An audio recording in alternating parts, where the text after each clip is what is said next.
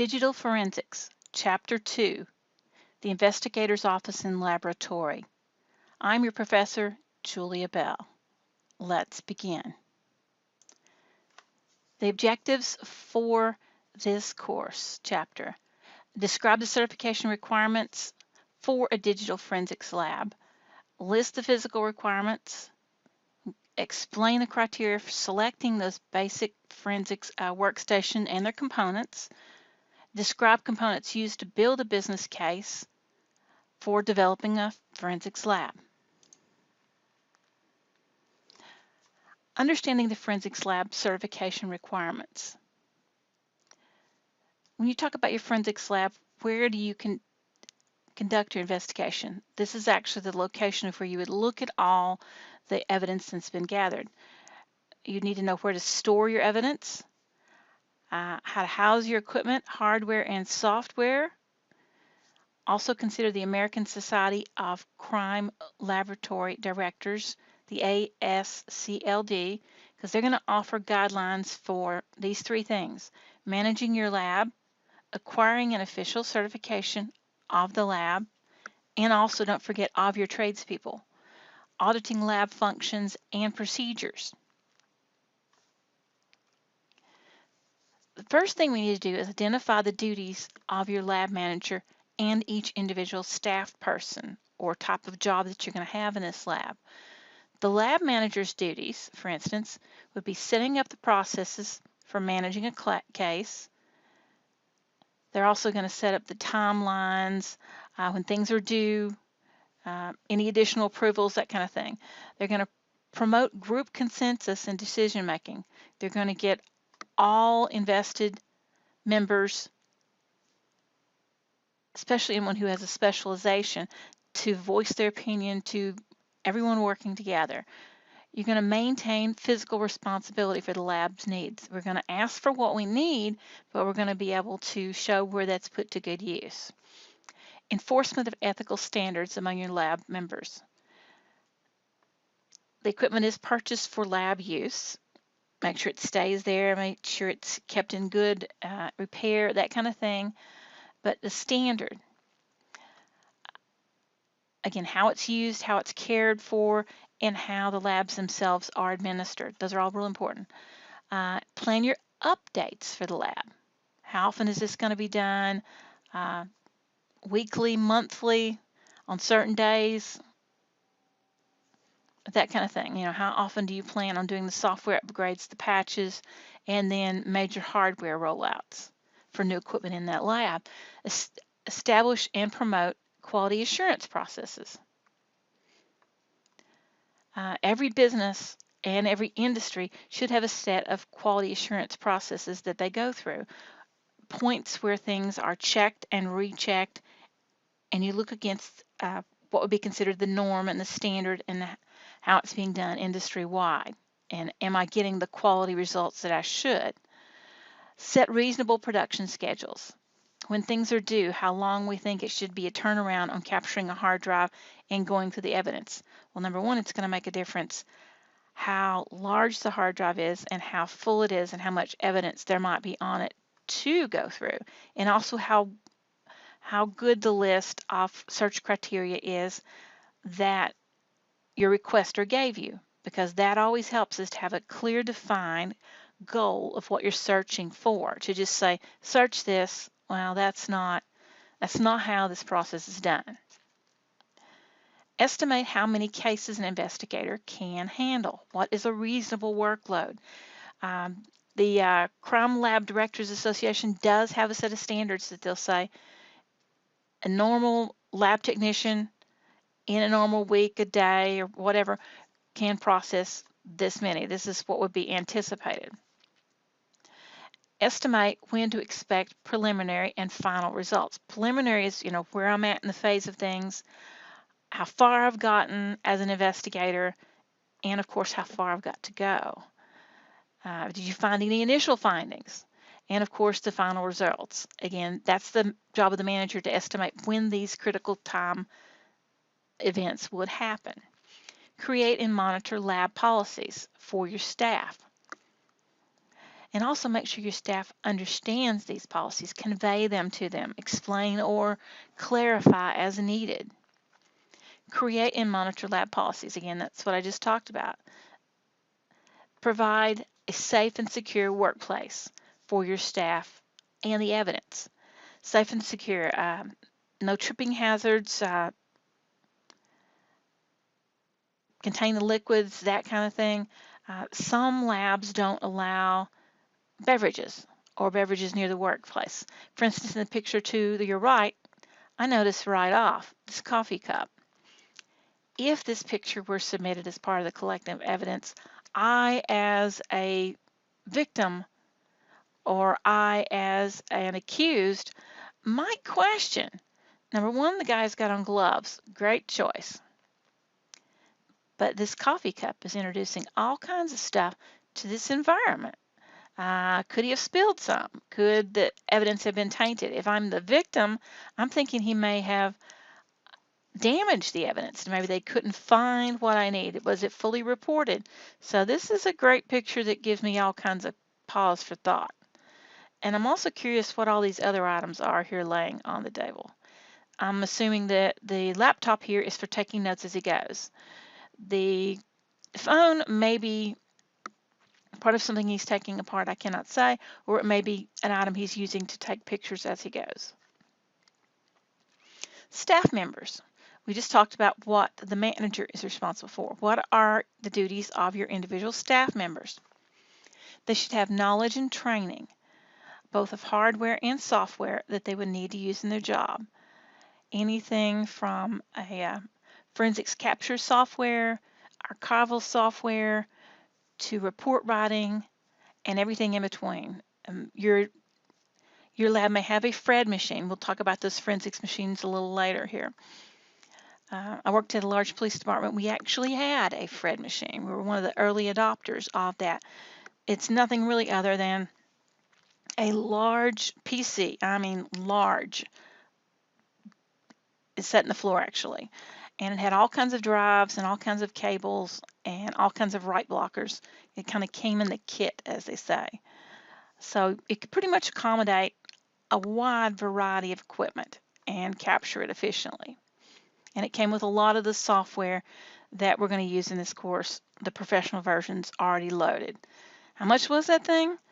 Well, even 12, 13 years ago, that thing was like $14,000, $15,000.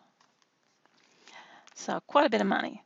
Another thing that your staff members' duties are going to include to know the OS types and file types, operating systems like Linux, Windows, Lendos, Mac operating system, that kind of thing. I also may need to be a little bit familiar with Android and iOS operating systems of the phones and the tablets. Deductive reasoning.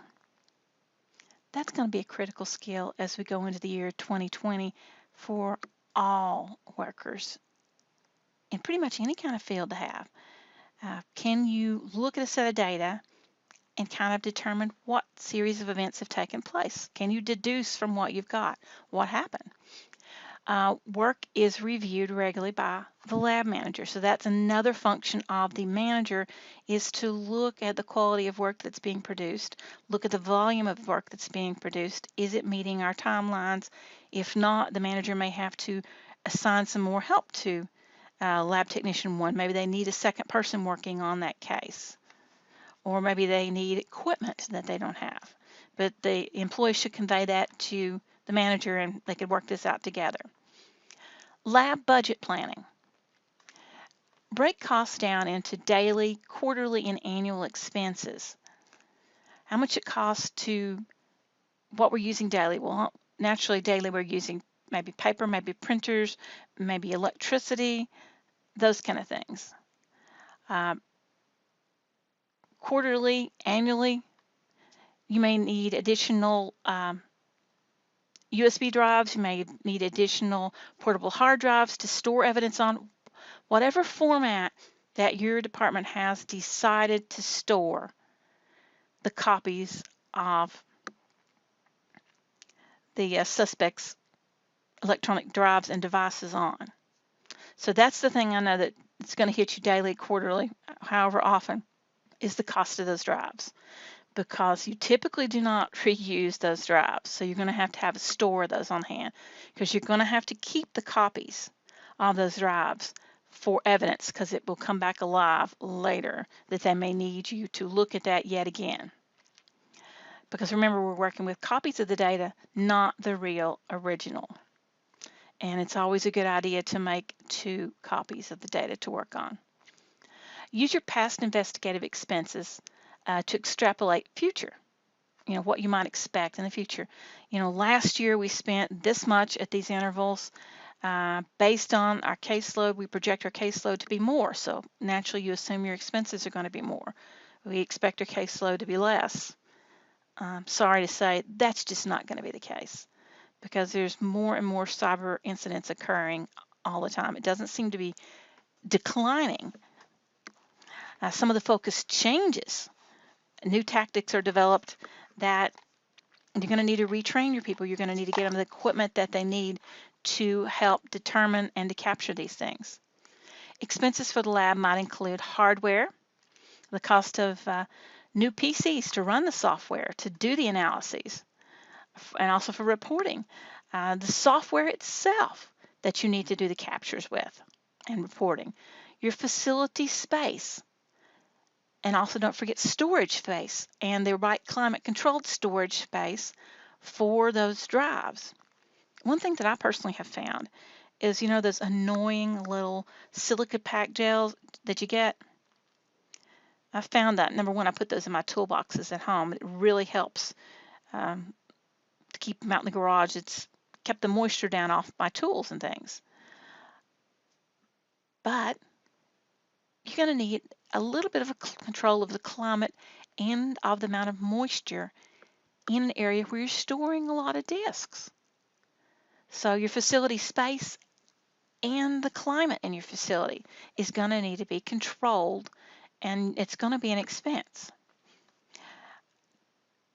Training personnel. You've got to keep your people updated. What was the norm 10 years ago is definitely not the norm today. And in our field of cybersecurity, it changes daily. It really does, much more so than any other field. Programming changes, networking has undergone so many huge changes, even in the last 2 years. But cyber, it's every day, huge changes. Estimate the number of computer cases your lab expects to examine. How many do you think it'll be handling? Again, do you expect the number to go up or down? I'm thinking up. Identify the types of computers you're likely to examine. Does the populace in your area, let's say 75% Windows and 25% whatever, or however that would be broken down. You can sometimes look at sales of those units in your area, or through what retailers, or through wholesalers like Dell, or some of those that might have sold in your area. Take into account changes in technology. Oh wow, that's really true. The first PC, early PCs had floppy drives in them. And I remember it was in the 90s. I stopped the firm that I was working for, the police department. They wanted floppy drives and everything. And I was like, no, this is really going away. We're not going to do this. I bought those micro PCs even then. I was definitely ahead of the curve, and now that's what I've got at home. I don't have a big honking desktop. I've got a teeny weeny one that has got a whole lot of technology packed into one little box. But do keep that in mind, the changes in technology. Floppies have gone away. Do you buy a PC now with a CD-ROM or a DVD in it? I would say out of the ones that I'm seeing, go to Walmart, go to your Office Max. How many do you see with a CD or a DVD in those? Maybe 2 out of the 30 models they've got. That tells me that those aren't going to be part of the scene anymore. Those are going away really quickly. But again, changes in technology, what's coming about. Capturing an M2 solid state drive is much different than capturing an old platter with a round disk type hard drive. Most people think, oh, it operates the same. Yes and no. The slack space is a little different. So do keep that in mind. Your people need new training. They need to understand these things. Use statistics to determine what kind of computer crimes are more likely to occur. Ransomware, for instance, has been very prevalent. Other kinds, the credit card skimmers. Even in our area, they're beginning to catch people doing this. When I go to especially a gas station near the internet, near the interstate, I always jiggle the little thing where you put your credit card in to make sure there's no additional skimmer on top of it. And also I look around the gas pump pointed down at where that skimmer would be to see if there's some kind of little tiny remote little camera that has been installed recently. The big ones way up high, you know those are going to belong to the gas station themselves, but small ones that are placed little places, that's going to be somebody who's put the skimmer out there. A skimmer is inserted into the regular credit card scanner. It's going to double scan your card. Number one, the gas station gets it. Number two, the people stealing it get your card. But why the little bitty cameras? To capture you entering your PIN on the screen. Oh yeah. But there again, what kind of crime is likely to occur in your area? You need something to kind of determine that. I've got a lot of opinions.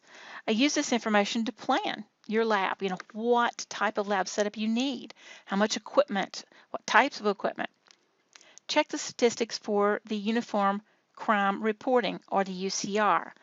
This comes from NCIC, the National Crime Interface. And in our state, it would be the TCIC, Tennessee Crime.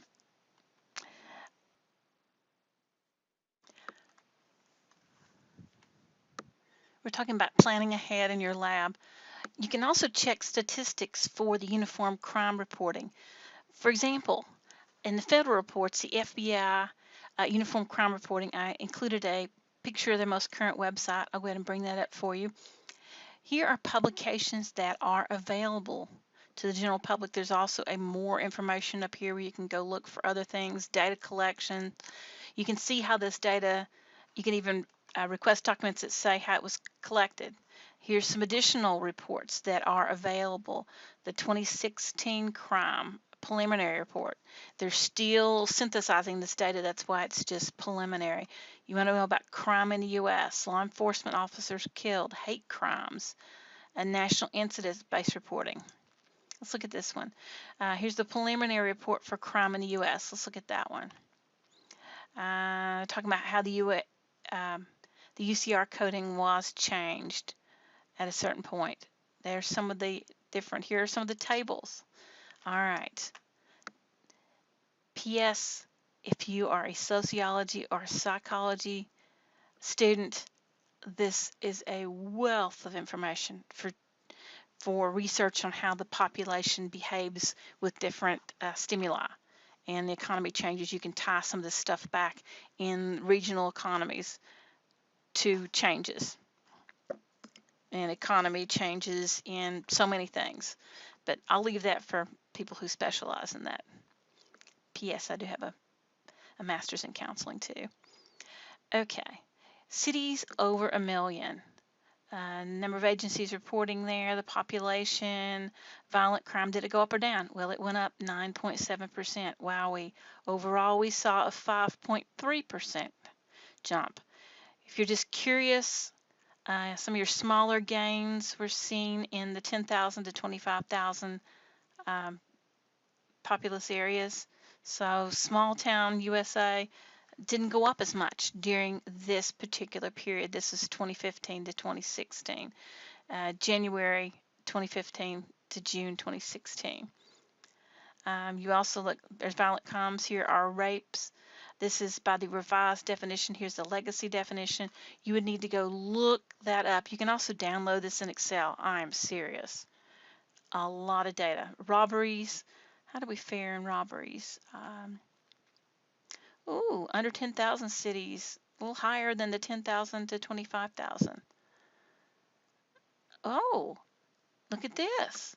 A decrease in 250,000 to 499,000. Kind of a larger city, but not the largest. Big cities, wow, it's not better there. Larger cities fared a whole lot worse than the average. Aggravated assault, wow. Large cities going to have way more than their share. Property crime, and so forth. Again, this is just an example of some of the data from the federal crime reporting. There's so much there that we could spend an entire semester just showing you how to research that data. Let's look at the Tennessee Uniform Crime Reporting. Here's some crime stats for Tennessee. I hadn't looked at this before, so why not? Here they talk about what human trafficking is and the geography of it. This is a report in 2013. There's one in 2011. We are not as high in that as Florida. Florida and California and Texas are the highest. It's not uncommon for young people to go missing, and yeah, that's a really bad thing. I won't try to disillusion anyone. I'm going to look at the Tennessee crime online. Each state presents theirs a little differently. So you can look at crimes and clearances by offense type. It's going to bring this up. The whole thing, yeah. You can look at it as a chart or as a table and download it, print it. Just go from there. Murders, type of clearance. You can resort these by all kinds of things. Simple assaults. See, negligent vehicular manslaughter. That's interesting.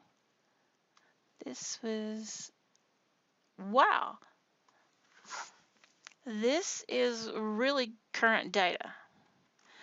This is the date I'm looking at it because I'm looking at it right now when I'm recording this video. Fraud, some of the different fraud numbers, all clearance type and ones that have been cleared. Here you go, jurisdiction by statute. You can look at those by geography. Again, this is not meant to be a class of, look at all these judicial task forces on drugs.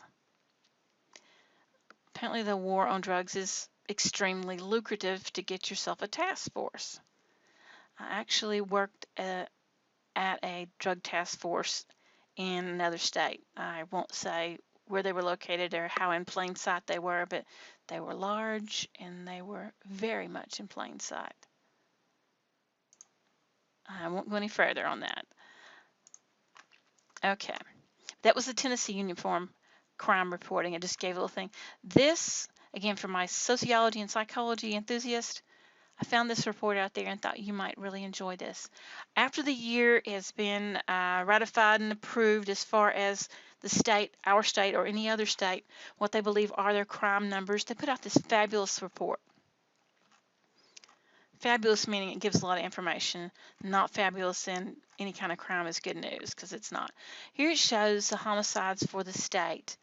And looks like our homicides were up. That's a lot. That's a lot, almost 10%. And this is for the year 2015. Forcible rapes, weapon law violations. Now see, that's interesting. I would be curious how many of these homicides involved a weapon, because your weapons violations are not up that much compared to other. Kidnapping, abductions, oh boy, that's not good. And you've heard about some of the famous kidnappings that happened in 2016 and 17 already, so you're going to see this go on up. Crimes against society, crimes against property, crimes against person. So these are all important numbers to look at. Footnotes from these departments. Which agencies were decertified? Had substantial data issues. They are found to be non-compliance of their data reporting. That's a big thing to note, this decertified, because what that's saying is your numbers are not, we don't recognize your numbers as a certifying body. That's going to affect their funding. It's all about the dollar, and that's going to hit those police departments right where they live. Franklin, of course, is the most wealthy county in our state. So they may have enough off property taxes not to worry about it, but I think They would still be worried to know that their data had been decertified. Clearances, offenses, again, this is a great report. I'm not going to read this to you. Arrestee data, oh wow. Majority are, you got it, on crime in Tennessee. 106,000 males compared to 49,000 females. My question is, was this accomplice of that one? Can't tell you, because that would be an inference I would like to run. Age groups. Oh, that's interesting. Looks like 26% were 18 to 24. Young and apparently don't know any better. 25 to 34, you should have known better. 30%. Look at these two age groups. You might ask why those are involved in more. Is it the lack of jobs, the lack of training, the lack of discipline, the lack of structure at home? Why? Why did these folks fall into these patterns more often? How many of those were related to drugs? That's another good question. Out of our population that were arrested, wow, majority are white. I'd be curious to know alcohol and drugs, how much played into those numbers, which was heavier. The trends, DUI arrest, here we go. Steady, went up, went down. I think you're going to find for 2016 and 2017, this number's going to take another massive hike. Meth offenses, oh, no surprise there. Group A victims, juveniles, oh, that's encouraging. The numbers have gone down a couple of reporting periods. Statewide, the population review, and then the offenses. Again, this is a well laid out report. A lot of things can be gathered from this. We're going to look at identify crimes committed with specialized software. This is again something that you'll be doing, is look at the crimes that were committed, sort those out. Again, this is all under planning our lab. You've got to understand what's going on in your area, in your state that you serve, to know what assets you're going to need to work those cases, what cases are going to be coming your way. When setting up a lab for a private company, now this is different. If your lab just does forensics analysis on demand, if you're called upon to go in and look at a crime scene as an analyst, very different. Hardware and software inventory. You're going to need to know what's on hand, what you need, and these folks usually have to move at a moment's notice because the clock is ticking. Problems reported last year. What problems did you work on last year? Do you anticipate the same problems this year? Are they going to be larger volume, lesser volume, different problems? Future developments in computing technology. What trends are you seeing coming down the road that we've got to prepare for? Time management. It doesn't matter if it's a private lab or a government lab. This is the one.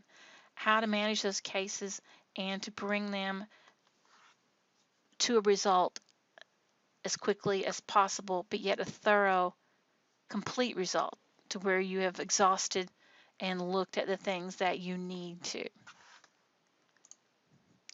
Acquiring certification and training. Updating your skills is very, very important through appropriate training, whether that training be books, videos, in-person conferences. Invest in yourself, people. Invest in yourself. Even if your employer doesn't invest what they should, you need to, because if you don't move forward in computer science or in cybersecurity or in networking, any of these fields, you are falling behind. At a rapid pace, you're going to find yourself antiquated. You won't be able to handle the cases that you need to handle. In my case, every year, a vast majority of the training I get, I'm have to either write a grant or I have to personally pay for it. But if I don't, like so many other people, you fall behind. So I think I wrote, this year alone, I think I've wrote 6 or 7 grants just to help get my own self trained and funded, and the rest of it I've paid for. But again, that's important. Thoroughly research research the requirements, cost, and acceptability in your area of employment. You know, what this would benefit you. The International Association of Computer Investigative Specialists, IACIS. That's one to look for guidance. Created by police officers who wanted to formalize credentials in the computing investigations. My niece is actually a police officer in this region, not in Morristown. I asked her, and she said that's her biggest regret, is that in her bachelor's of criminal justice, they had one course, and that was everyone at this college takes as well, INFS 1010. That was it. I really think police officers ought to have gotten more, so much more. But that was a regret that she had, is that they weren't offered, they weren't challenged. Even their reporting was very rudimentary. But police officers, they need formal credentialing for those computer investigations. Candidates who complete that IACIS test are designated as Certified Forensics Computer Examiners, CFCEs. ISC2, that's your Certified Cyber Forensics Professional, the CCFP.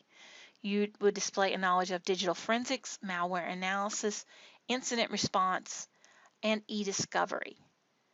E-discovery is a multi-edged sword there, understanding when, where, how to collect, and how far to go. So other disciplines related to cyber investigation are also going to be covered under that CCFP, things to look at. High-Tech Crimes Network, HTCN, they're going to have Certified Computer Crime Investigator. You've got a basic or an advanced level, Certified Computer Forensic Technician, Certified or Advanced level. You've got In-Case Certified Examiner. It's open to public and private sectors. It's not unheard of for police officers to go to that training. It's a very good idea. Specific to use and master of in-case forensics analysis. Great program. Candidates are required to have a licensed copy. It don't come cheap. I'll say that. Access Data Certified Examiner.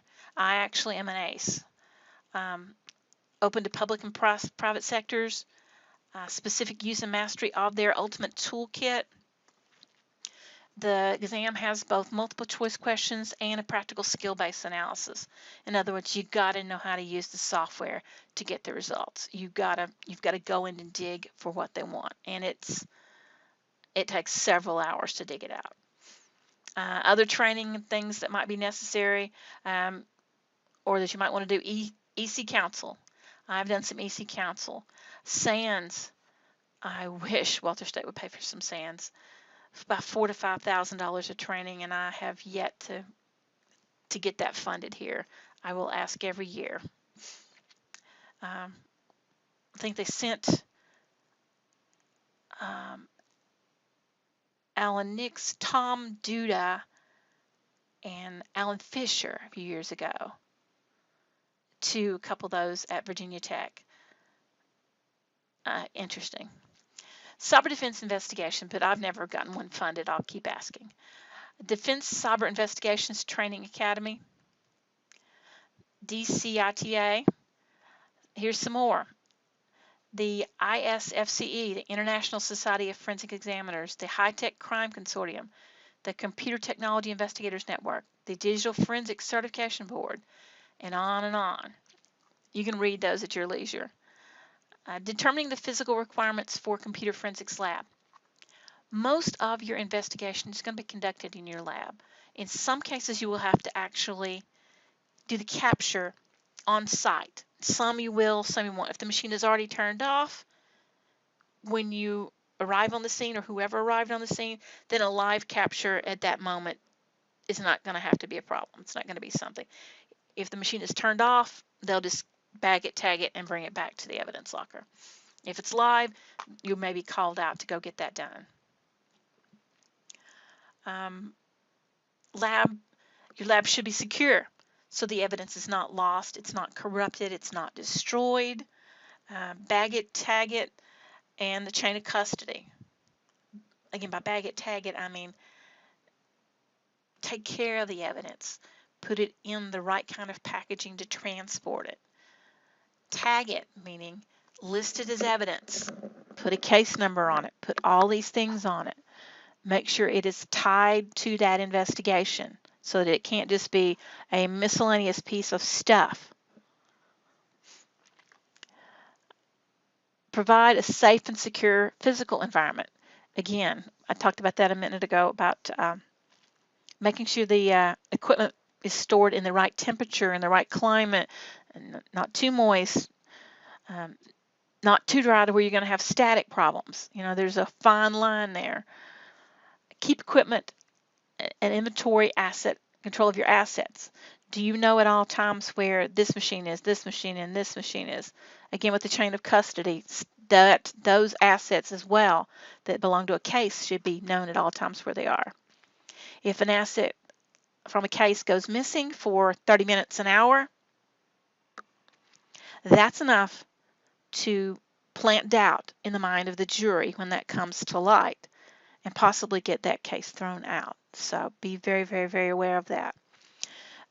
Know when to order more supplies. You know, don't run out and go, I'm sorry, we can't process these cases. We forgot to order additional USB drives or whatever.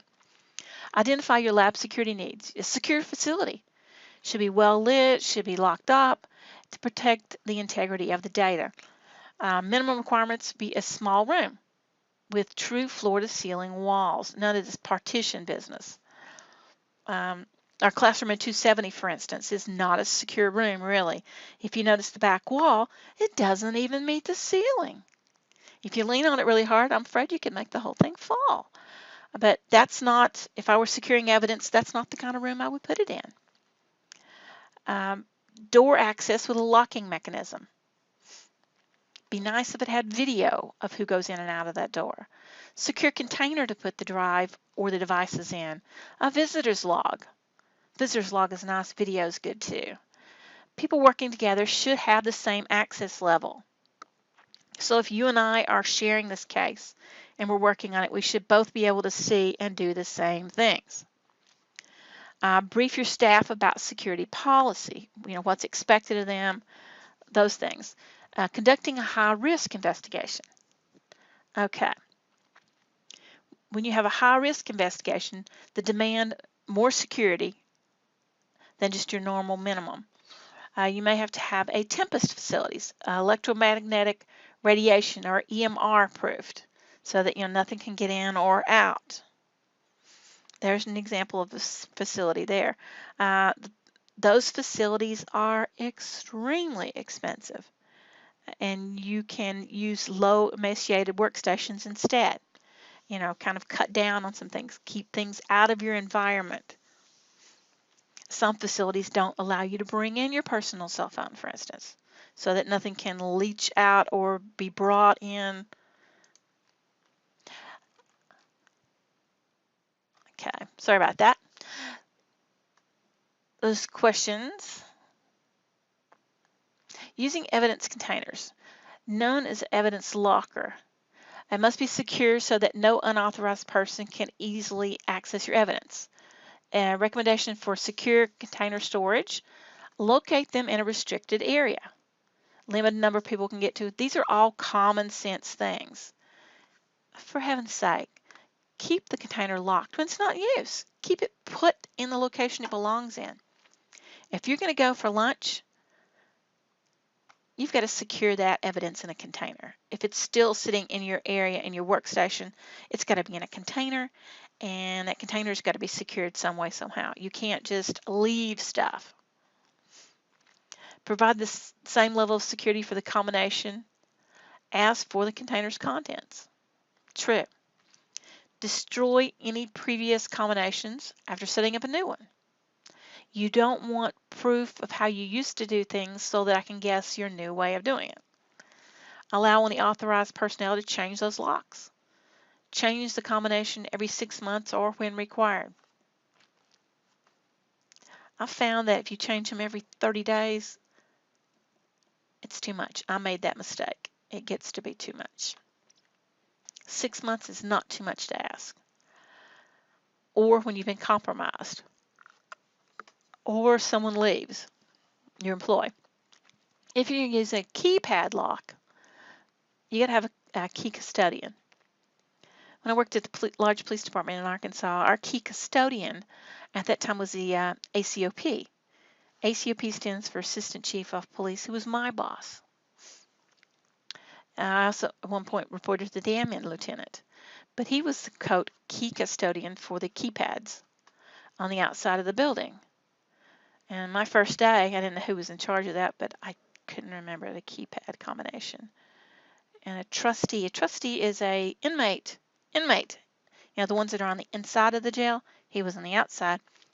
I couldn't remember. I was covering the keypad as I should, and I couldn't remember the key combination. So I decided I would just walk around the entire building, go to the front, and have the ladies let me back in the whole building. The trustee came up, said, again, this is a prisoner. Oh, I know it. I've got it. I immediately told my supervisor, oh, yeah, that's pretty much our Otis, like they had in Mayberry. Serious.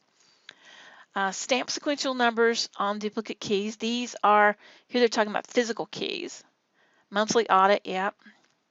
An inventory of all keys. Walter State just recently went through a physical key audit, so I'm very familiar with this. And what they found was there were so many keys out there that they didn't even know was out there. And the ones that they thought were out there, they couldn't find. So when possible, build an evidence storage room in your lab, kind of a temporary holding facility where if you need to go to lunch, you can put it back in a secure container, lock it up, and put it in that locked room. Definitely keep an evidence log. Anytime you put it in the container, you take it out, everything. Overseeing your facility maintenance. Repair physical damages to your building, your heating, your cooling, your anything.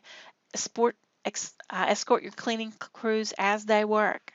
If these are outside contractors, well, I've got issues about that. I'm not going to let them work in my lab unsupervised. I'm going to have to be there. Minimize the risk of static, anesthetic pads, clean floors and carpets. Carpet, really? Maintain 2 separate trash containers. Materials unrelated to investigation. And insensitive materials, which are going to be what? Right, they're going to be actually probably shredded, maybe then burnt later. When possible, hire specialized companies for disposing of your sensitive materials.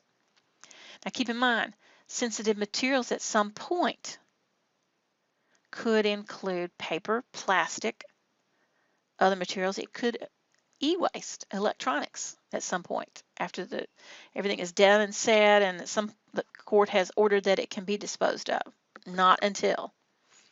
Consider physical security. Enforce your policy, maintain a sign-in log for your visitors. Anyone that is not assigned to the lab is a visitor. Even if they're from another department across the hall, they are a visitor. Escort your visitors at all times, no exceptions. Use visible and audible indicators that a visitor is inside your premises. Also visitor badge. It was not uncommon for us to yell out that a visitor was coming. So you would see people turn stuff over, change the screen, whatever, if something was on. An intrusion alarm system, hire a guard force for your lab. Auditing. When you're looking at auditing your forensics lab to see if you are doing the things you're supposed to, it ensures you're enforcing your policies. You should include inspecting the following facility components and practices: your ceiling, your roof, your floors, your exterior walls. Check the windows, the door locks, the visitor's log, the evidence container log.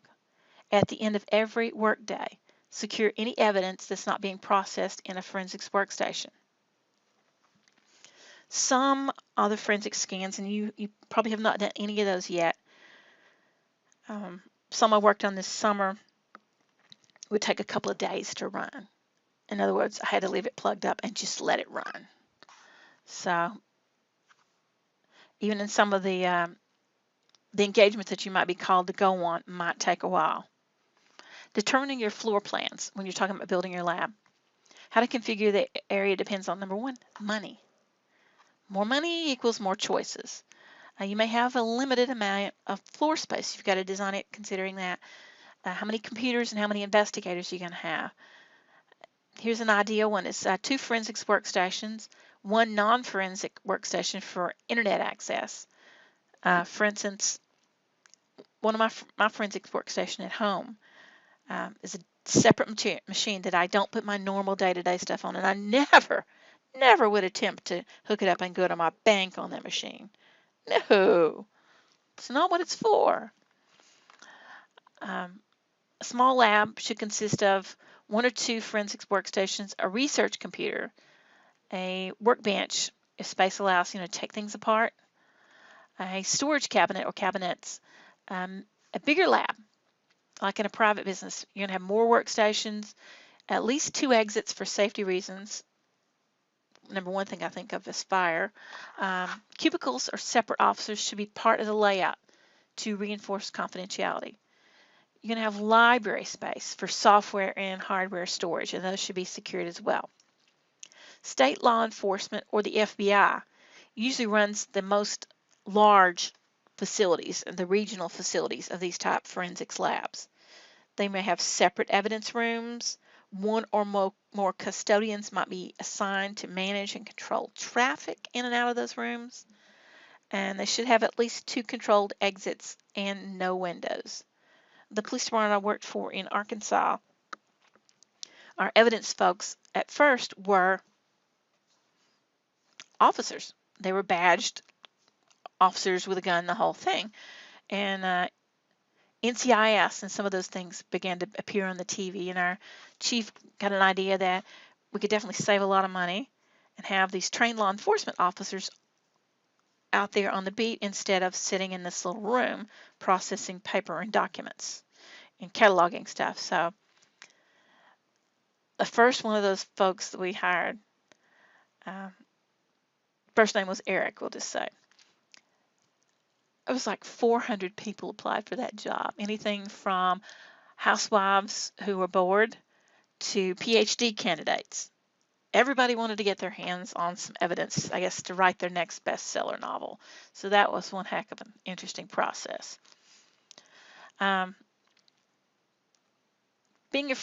Selecting a forensics workstation.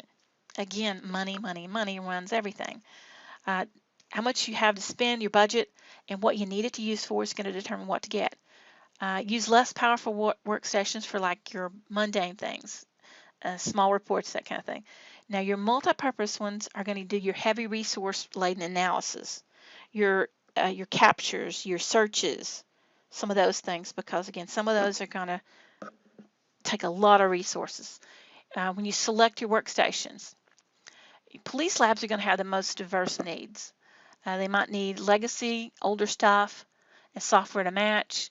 A small local might have a multi-purpose forensic workstation and 2 general purpose. Some small ones are not going to really be able to afford any of this. They may have to send theirs to the department down the road, the next larger city, or to the state crime lab. That's not impossible. I had a student who had a roommate who got involved in XYZ, so the police scooped up every laptop in the apartment here in town, and the innocent student's laptop was in there, so they took it too. And the local police at that time did not have the equipment or the means to do those, so they sent it to the state crime lab. Needless to say, that laptop was gone a long time before, of course, they figured out that this kid had nothing to do with any of it. But in the meantime, he had nothing to do his homework on. So you can use a laptop PC with like FireWire USB. It depends on what you need. My capture station at home is actually it's an Intel NUC, a very, very tiny PC that does so many things. When you talk about selecting a workstation for private or corporate, they're going to be a little bit different to determine. You can conduct internal investigations. I might use it for pen testing. I might need to travel with it. You need to determine what hardware platform you're going to work from. Most people will either do a Linux platform or a Windows platform and have the other within it. There are times when you have to have Mac, and you would have to have a separate Mac station to do that on. But usually you can capture the Mac hard drive and run it into a VM and run Kali Linux against that, and that's acceptable. Or some other digital tools. That's just one of my favorite. You can use other forensics tools like a Windows PC and examine Windows and Mac drives. Stocking your hardware peripherals. You got to have cables and ribbons and USB 3s and extra SATA cards and extra cards of all kinds. It takes a bunch of stuff, we'll say. A lot of different components. You've got to guess what you might be receiving. I'm thinking a lot of laptops, a lot of cell phones. Oh my gosh, the forensics is going to be done on cell phones. So prepare to have some Android and some iOS devices, whether it be phones or tablets or that kind of thing. I think you're going to have less desktops and a whole lot more of laptops, tablets, and cell phones that you're going to have to look at. Maintaining operating systems and software inventories. Hint, hint, hint. You need to use licensed software. If you're going to do things right, you need to do things right. And that includes a bought and paid for copy of Office Current and Older. Why in the world would you use Quicken for? Some financial analysis and to keep up with the cost, maybe. And there's other reasons. You may also need Quicken if you're looking at someone's books and use it to do the analysis on. Serious, that's really helped. Programming languages. The book said Visual Basic and Visual C. I got news. Python, Perl, and C# would be more like it. Number one, you're going to have to use Python and Perl and Ruby in your analysis anyway. So, no, get over that. Specialized viewers, a quick viewer. You might also have LibreOffice, OpenOffice, Apache's OpenOffice, some other software here. I don't think those last two lines are as important as the first one, second one, and third one. Definitely something to view a PDF. Don't forget that. Disaster recovery plan. Yes, things go bump in the night. Disaster recovery plan ensures that you can restore your workstation and your investigative files to their original condition, whether it be a catastrophic situation such as a virus contamination, or if you've got to reconfigure the whole thing. You've got to have backup tools for your single disk and your RAID servers. You may store your reports on a RAID server somewhere. Your configuration management, you got to keep track of the software that you put out there and the updates, because guess what? Your machines that you're capturing this on and you're writing these reports on, that becomes a part of the evidence process as well. You've got to report on what you used, because that will be asked. For labs using high-end RAID servers, you got to think about this. What method are you going to do for restoring your large data sets? You've got to have it documented, because somebody may ask. Large end servers, you got to have adequate data backup systems, like in case of a major failure. If you got replacement drives, hot swap drives, you get all this stuff thought out.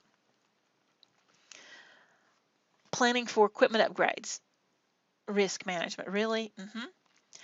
How much risk is acceptable? When you're thinking about this hard drives failing, is it, if you've got a server with RAID, those drives have got to match exactly. You can't have a 1 gig and a 3 gig and a half a gig in a RAID. They've got to be matched. They're twins, they're triplets, they're whatever you want to say. They're exactly the same. So when you buy the first ones, if you put 5 or 6 in there, you need to buy probably a couple more and put them on a shelf, so that when those go out, you got one to place in it. Otherwise, you'll be replacing the whole thing, because you can't just replace a non-standard. Risk management involves determining how much risk. So are you willing to guess that that's going to happen and it's all right? No, I'm not. I'm going to buy a couple extra drives. Identify equipment your lab depends on, so that you can replace it periodically. I'm not going to wait till it breaks. I'm going to upgrade it. Identify equipment you can replace when it fails. Well, a switch, I could have another one to replace easily when it fails. Computing components last between 18 and 36 under normal conditions. 36, in case you wonder, is 3 years. So that forensics machine you bought 5 years ago you're still using, that's right, it's time to toss. Schedule upgrades at least every 18 months or more often, preferably at least once a year. These are major upgrades of your software. If something comes out that is beneficial and you could be missing out on features that you need to prove a case, or there's a flaw in it, a security flaw, you got to get that taken care of. Building a business case for developing a forensic lab. Here we go. This can be the problem. Budget. You've got to have money. You've got to have money to do these things, to purchase this equipment, to maintain this equipment, to keep your staff, to train your staff. Again, the size of the department may or may not be enough to afford it. You may just have to let the state crime lab take care of it. A plan you can use to sell your service to management or clients if you're a business. Demonstrate how the lab will help your organization save money and increase profits. Again, this is not public sector, but private sector. This is profit center. Protect intellectual property, trade secrets, future business plans. Investigators got to plan ahead to ensure money's available for your facilities, your tools, your supplies, training. Sometimes unforeseen circumstances, but you need to train your people and keep them trained. Justification. You need to justify to whoever's controlling your budget why this lab is necessary, what's needed, and why, and when, and how much. And it's a constant effort to keep the lab serviceable and current for your current and your future customers and clients. In your budget, you need to include your facility cost, not just the space itself, the heating, the air, the ventilation, all those things, hardware requirements, software, miscellaneous budget needs. Your approval and acquisition, you need a business case with a budget for upper management to approve. To implement it, a part of your business case, describe how implementing approved items will be processed. You got to have a timeline to show delivery and install dates and expected completion dates. Project management, as you can already see, key skill. PMP certification, very valuable. Since you're a certified project management specialist. Inspection dates.